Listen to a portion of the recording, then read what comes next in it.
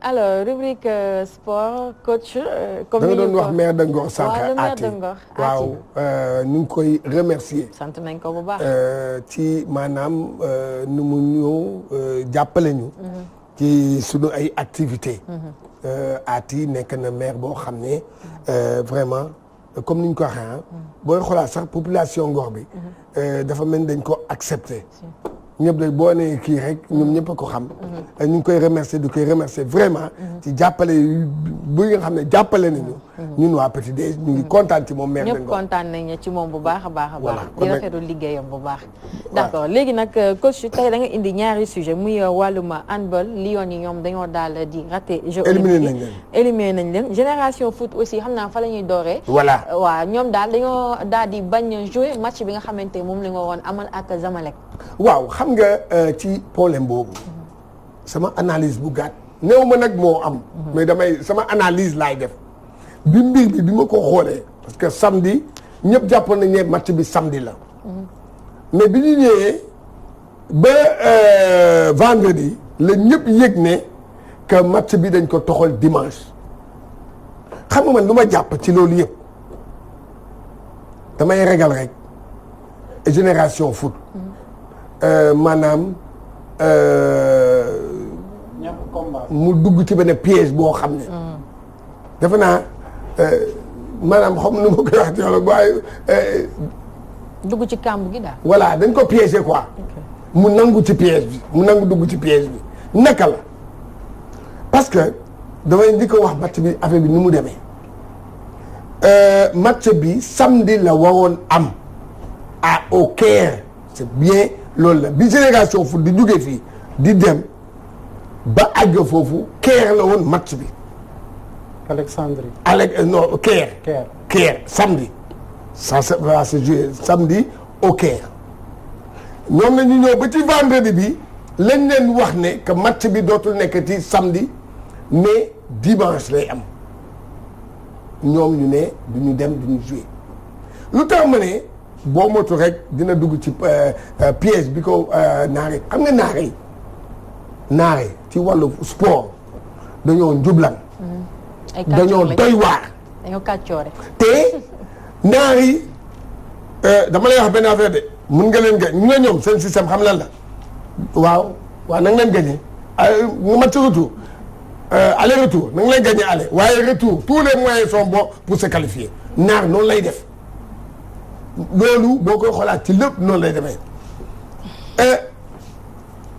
léegi foofu fu mu nekk ni waa génération foot dañoo taxaw sukkandiku ci benn disposition réglementaire bu CAF.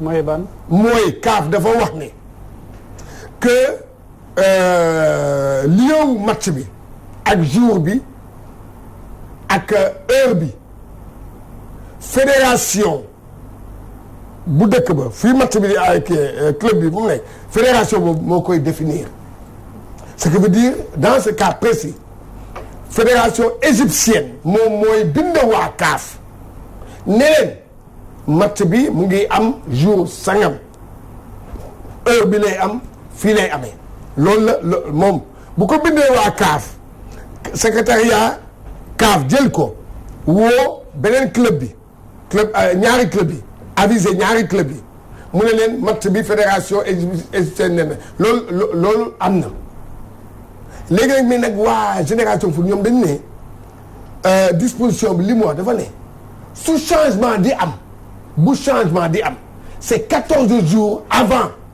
lañ leen di aviser loolu la règlement bi wax mais règlement bi yemul foofu règlement bi dafa ne bu fekkee ne dañ ko ci diggante délai boobu respecté maanaam délai boobu passé na te ñu bëgg a changer match bi dañuy xool accord ñaari club yi ndax d'accord nañu ñu changer heure bi date bi ak lieu bi dégg nga bu baax nu muy waxee léegi règlement bi di wax loolu ba sax règlement bi ne bu fekkee nag foofu juboo amul bu fekkee foofu juboo amul léegi nag commission interclub bi di organiser compétition yi au sein de la CAF moom booy jël dogal ne jour bi la koy jouer le dernier mot revient à la commission interclub règlement baa ngi noonu loolu la règlement bi wax man sama gis-gis bu gàtt dama gis ne que dañoo piéger génération foot. kon pour yow génération de foot risque la ñuy jël.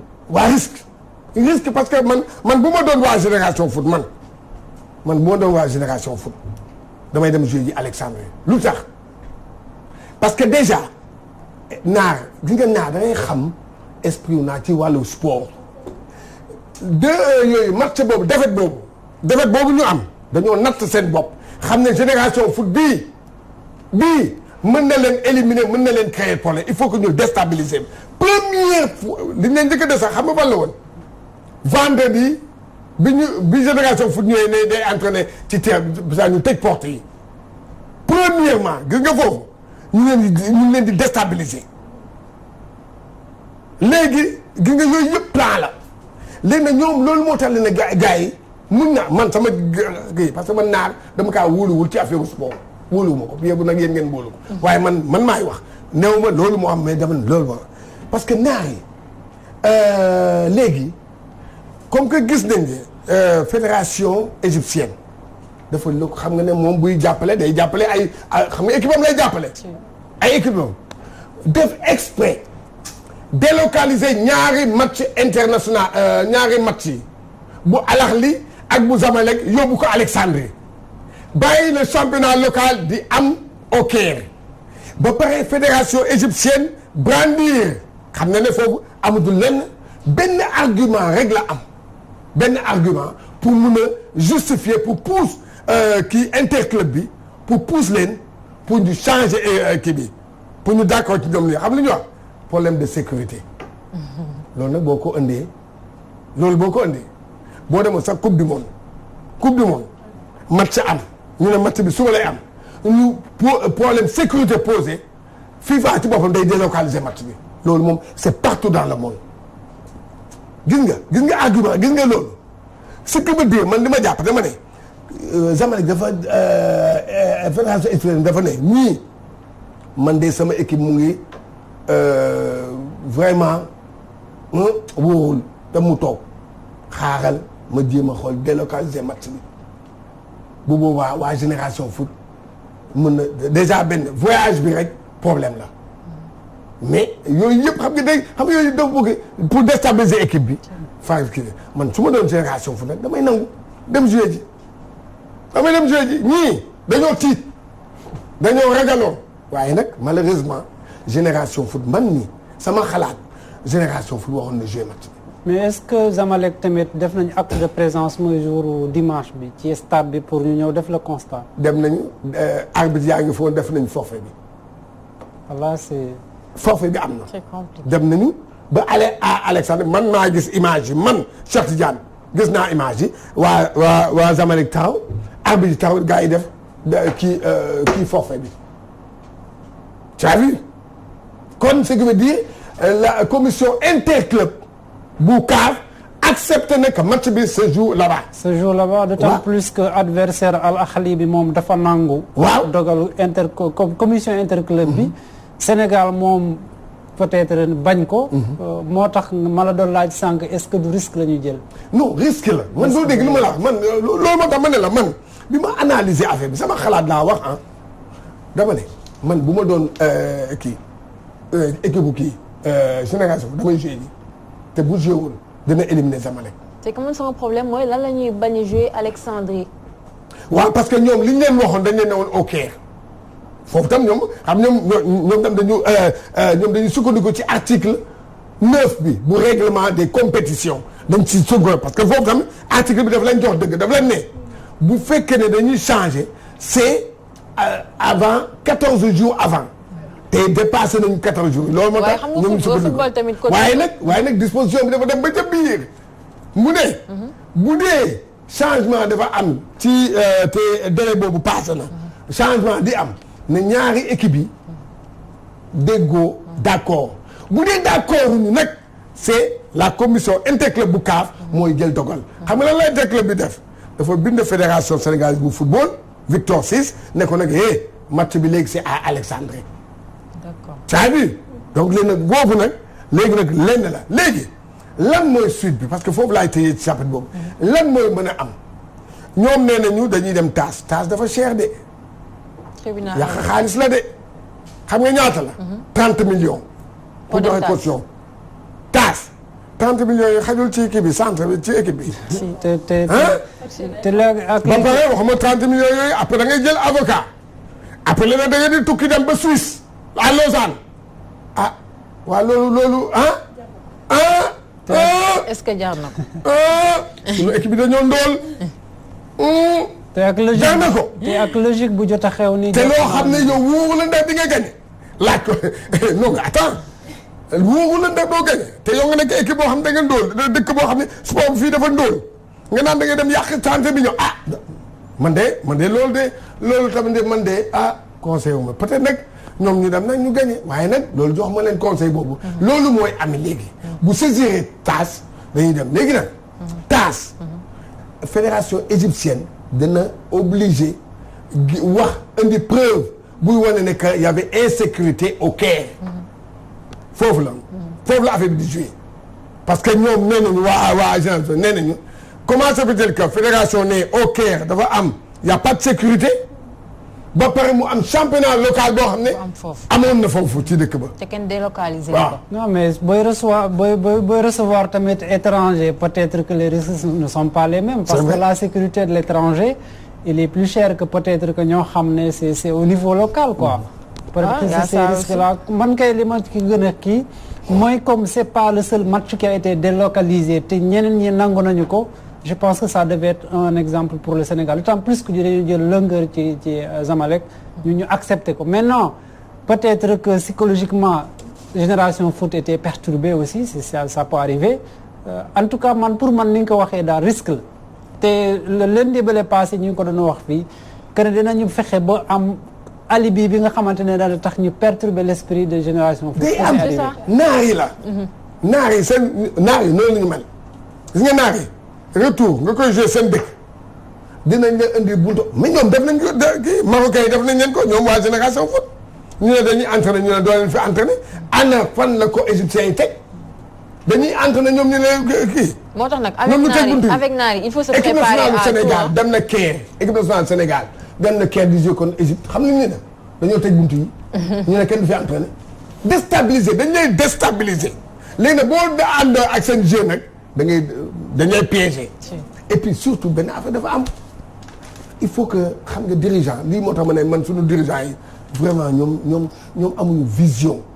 je vais te dire une chose da ngay xool la recomposition du football africain après Ayatou qu'est-ce qui s'est passé ñan ñoo daaneel Ayatou ce sont les Naar et les Sud-Africains.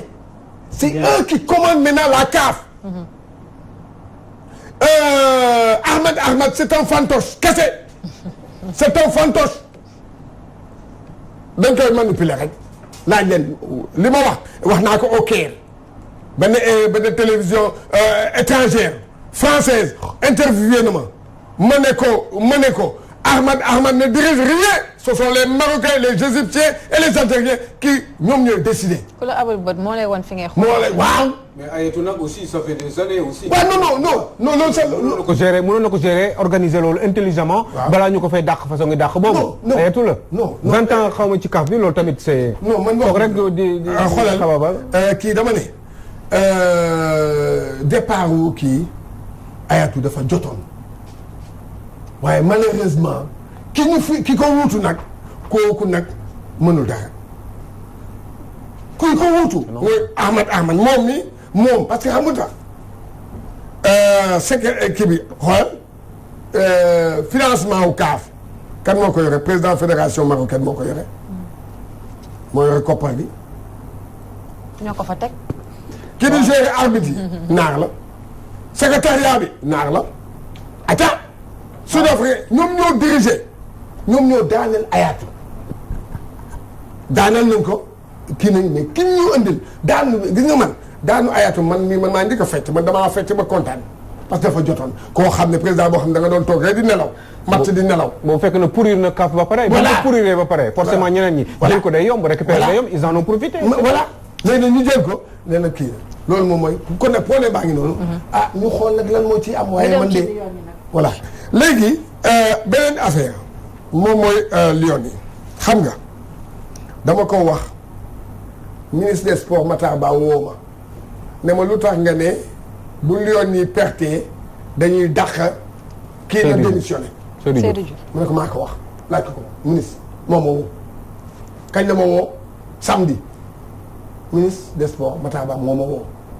lu tax nga wax loolu ma ne ko sport bi amul xaalis du ñu jël di pasare pour rek organiser pour organiser on organise pour deux choses mooy réussir le pari de l'organisation joxe image sa dëkk deuxièmement moom mooy gagner et premièrement mooy gagner on organise pour gagner kon nag boo demee ba ne que da ngay dem jëli parce que dans cette organisation-là l'État du Sénégal a dépensé de l'argent mais xaalis boobu ñu dépensé joueuses yi nga xam ne ñoom ñëpp France lañ nekk joueuse bu nekk ça a coûté au contribuable sénégalais 5 millions faites le calcul joueuse bu nekk ça a coûté au contribuable sénégalais 5 millions 5 millions boobu am na ci hôpitaux yoo xam ne boo ko yóbboon faj na ay nit kon nag loolu laay wax ñu dem ñu kii xamoon nañ ne que Angola moo leen mën du ñu gagné xam nga loolu xam nga lan la woon pour rek nekk au devant de la scène. wanewu rek Seydou Diouf dafa bëggoon wanewu rek naan nii di kii ne mais dara ana logique bi boo xoolee match bi da ngay xam ne Angola parce que gis nga dafa am loo xam ne dafa am l'Angola ci ñaari discipline daf ñu dépassé raw ñu de trop mooy basket ak handball daf ñu dépassé de trop te ñoom xam nañ ne que Angola bi ñoom mënuñu kaa gagné l'Angola bi mooy 7e qualification aux Jeux olympiques d'affilée Afrique moo fi mën 13 fois champion d'Afrique waaye yow nga ne nga jël say ay jigéen yóbbu leen France ñuy nangam di kii ne nga ne voilà léegi ñoom ñu daal nii léegi nag am na lu feeñ. mooy lan xam nga lan la c'est l'entraîneur qui le dit mu ne que Angola préparation Angola ñun amuñu préparation boobu wala xoolal wax boobu.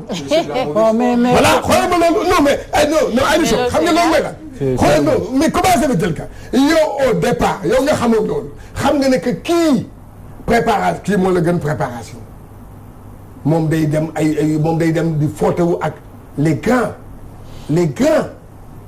et les grands ce sont les Sud-Américains le Brésil équipe bu handballam dafa baax l'Argentine nga dem di jouer ji ay ñoom Slovénie ñoom Danemark ñooñu seen pays ñooñu di photo ak France kon nag mu ngi noonu beneen affaire boo xam ne dama ko ci cabaxal mais loolu c'est un peu nagam dafa am beneen affaire boo xam ne dama naa ne dirigeants yi tamit dañoo xamul gis nga dirigeant bu xamul nag dem rek jóge fi rek moo ci gën di ngeen ma ne nag ñu bari nañu ne waaye mais kii lu muy wax waaye lu am solo la dama bëgg a laaj sénégalais yi nañ ma indil benn match bu discipline bu mu munti doon fan la Sénégal solee lu rouge ba gagné man maa ko je défie quiconque nañ ma wax depuis que le sport sénégalais am ba léegi ana ban discipline moo mujjee moom mos a gagné raaya nekk champion d'Afrique nekk champion champion du monde nangam ou bien nekk champion olympique ba pare sol rouge en finale. maanaam rouge daal jiguñu kon. danaa la jox benn histoire anecdote te loolu maa ngi koy wax ñëpp a ngi may dégg. ñi may dégg journalistes yi ko fekkee dinañ ma jox dëgg. dirigeants yi ko fekkee dinañ ma jox dëgg. joueurs yi ko fekkee dinañ ma jox dëgg. qu'est-ce qui s'est passé en 2002 Mali quand on est parti au Mali xam nga ban couleur lañ doon éviter l'équipe nationale doon éviter le rouge. ils sont même allés jusqu'à venir ñun journalistes yi ANPS maa ngi wax ñu ngi may dégg ANPS dafa amoon benn sponsor bi jox ko 4 couleurs 4 couleurs t-shirt yoo xam ne ñun chaque match comme ni ñu doon def keer chaque match ñun ñëpp ñooy bokk couleur dem stade et y avait le rouge y avait le gris amoon na bleu amoon na blanc laajal journaliste yi demoon ba Coupe d'Afrique CAN 2002 jeex t-shirt yu rouge yi soluñu ko Lacoste yu rouge yi soluñu ko ñan ñooñu ko wax fédération sénégalaise bu football ñooñu ko wax. ok ils nous ont dit képp kuy sénégalais bu mu sol lu xonq durant la CAN dem nañ ba final. bon xam naa nañ ne nag Cheikh Tidiane mu ngay dof Cheikh Tidiane mu ngay wax waxu da mais ay réalité la. lañ ci bàyyi xel. rouge man gis nga man bi ma gisee Sénégal sol rouge rek dama dëgg xam nga waaye xaw naa sama xel kii na tey na rouge. Diaba bi muy jël médaille d'olympique vert la sol. waaw léegi lu tax duñ ko. Ami Mbacké Thiam bi muy jël championnat du monde vert la sol. mais ngeen yaakaar y a 2 couleurs. y a 2 couleurs. ñun ñaari couleurs la ñu am mooy vert ak blanc. léegi kon nañu yem ci vert blanc bi te bañ a dugg. déedéet non attends uy ma dafa am loo xam ne dafa am. je vais te dire une chose. rapidement waaw. La coupe du monde de 82. La coupe du monde de 82. yàgg na. waaw xool leen final bi lan la Allemagne soloon ban couleur la Allemagne sol. d'accord xam naa Charles nañu génneel image yooyu après ñu xool ko. désormais plateau bi léegi suñu bëggee def émission si jàmm bu fi kenn soloti couleur rouge. yow Charles tàmm nga di fi indi ay rouge bu ko fi indi alors dañ koy daal di remercier yow Cheikh Tidiane Gomis. damay wax rek dama ne man loolu sama. anecdote lay dama fekkee yu bare fii Sénégal. waaw d'accord. dama fi fekkee yu bare. équipe nationale mësul jouer en rouge. Ndeye Mariam Ndiaye madame Kane nuyu nañ ko Baba Traoré Mintou Gueye ak sama doomu baay bi nekk États-Unis Ablaye Ka. waaw Ablaye Ka aussi nuyu nañ ko bu baax a baax. bu ma jaay gëm nag ñu gëm ma di remercier Cheikh Tidiane Gomis di ko jox rendez-vous mercredi ci beneen thème bu ñeel wàllum sport. alors di leen remercier aussi yéen ñi nga xamante ni depuis ce matin yéen a toogoon doo ñu seetaan ci seen biir émission Petit Déj di nuyu ak remercier bu baax Diatou Diop soft moo jaar ci kanam yi ñu yaan ñi comme d'habitude son numéro c'est le 77 181 89 13 mu ngi féete fële ca Parcelles Assainies Soda Ndiémé aussi dëkk Tëngéej ca champ de course aussi borom sopp sëñ Babacar nuyu naa ko bu baax a baax alors ñu fàttali leen rapidement li nga xamante ni moom lañ fi jotoon waxtaanee ci subaax léegi bokkoon na ci rubrique immobilier tey ji Abdou Khoudoss Diallo doon waxtaanee Massalikul Jinaan li nga xamante ni mooy wàllum cadre de vie bi côté assainissement àndoon na ci ak ki nga xamante ni mooy professeur Anne moom itam mu daal di sekkoon waxtaan ak ki nga xamante ni mooy Abdou Khoudoss Diallo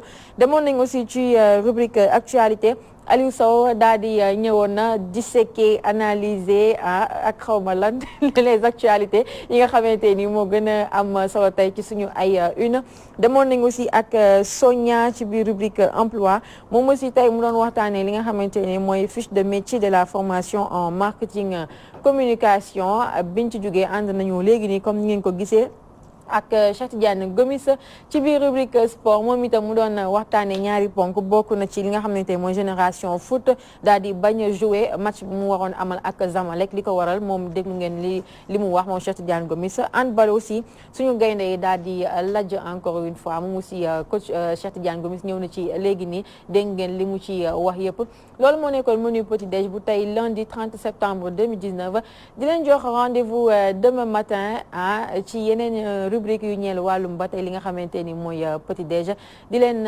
souhaiter une très belle journée à demain.